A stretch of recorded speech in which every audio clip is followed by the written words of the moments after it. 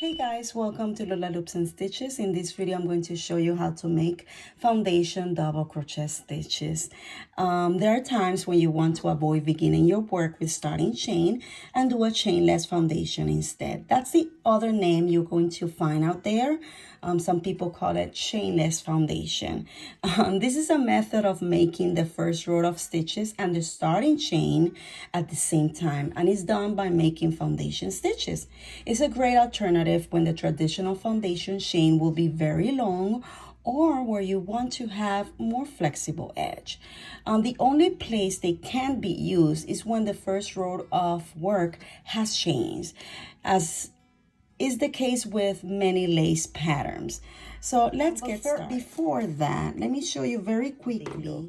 For example, this is the traditional foundation with the single crochet stitches, and this will be the foundation stitches, the chainless.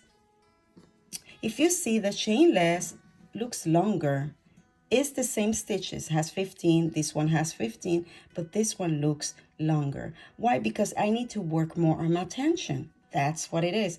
I don't work foundation stitches often, so me doing it, yes, I can do it, but the tension is not gonna meet the size that I'm looking for. So, but there's way to beat the science. And the way it is by using a crochet hook, downsize the crochet hook. For this one, I use a 5, and for this one, I use a crochet hook 5 as well.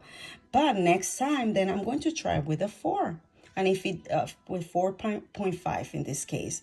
So that's all you need to do. Okay, to make a double crochet stitch, foundation stitch, you're going to start by chain 3.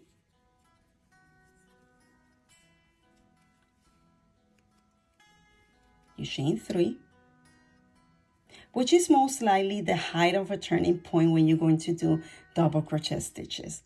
Now you're going to insert your hook in the 3rd chain stitch from your hook, but you're going to yarn over, okay? You're going to yarn over and insert your hook right here, very last stitch. You're going to yarn over again and pull up a loop, now leaving 3 loops on your hook, 3. You're going to chain 1. Very important, because it's the chain 1 who's going to give you that base, and you're going to understand what is the base for in a minute. Now you're going to yarn over again, draw the yarn through the first 2 loops, yarn over again and draw the yarn through the last 2 loops, and you have your first double crochet stitch. Now, if you see here, you're going to see the double crochet, the V, and below that, very down here, boop, boop, you're going to see the base. This is where you're going to insert your hook next time to complete the next double crochet stitch.